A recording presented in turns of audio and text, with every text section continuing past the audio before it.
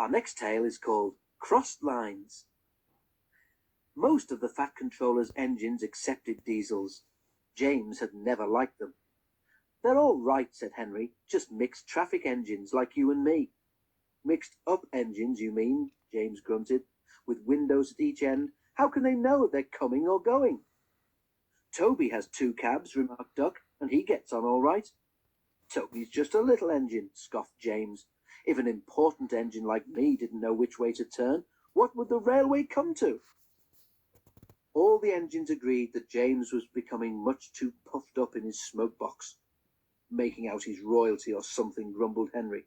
"It's disgusting." "I knew an engine called King James," remarked Duck, "in the old days at Paddington. King James the First he was, but he didn't swank about like that." "Och, dinna be telling James that," pleaded Donald. "It's even mair of a misery he'll be making our lives." "Exactly," agreed Henry. "But who's going to trim his wheels for him?" The engines tried all sorts of ideas, but nothing worked. James grew so conceited that the others were glad when he was away. Even the coaches twittered anxiously to each other if they thought he was to pull them. One day James came to the shed, fuming with rage. "Shunting," he snorted. "Where are Donald and Douglas? They should be here for jobs like that." But the twins were helping on Edward's branch line, so James had to do the work himself. James's train had long trucks called well wagons. These have bogie wheels at each end, with a low section between them. They're used to carry cars, tractors, and other heavy machinery. The shunting should have been easy, but James was cross and bumped the trucks. "Oh, oh, oh, oh, oh!" they cried. Some of them slipped their brakes on to spite James. The weather was damp and misty too, so the shunting took a long time. At last James had only 2 trucks to fetch before his train was ready.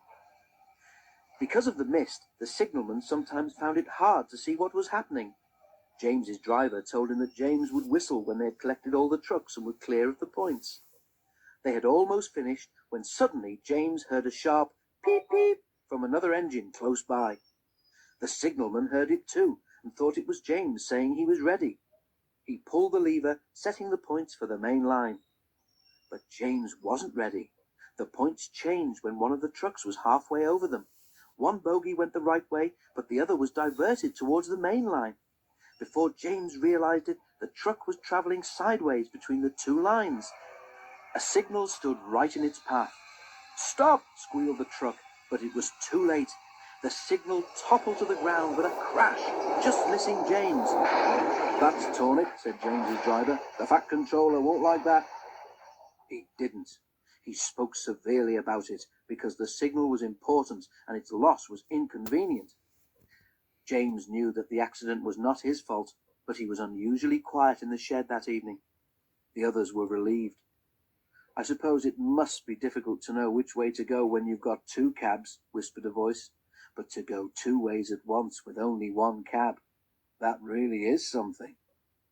James pretended he hadn't heard.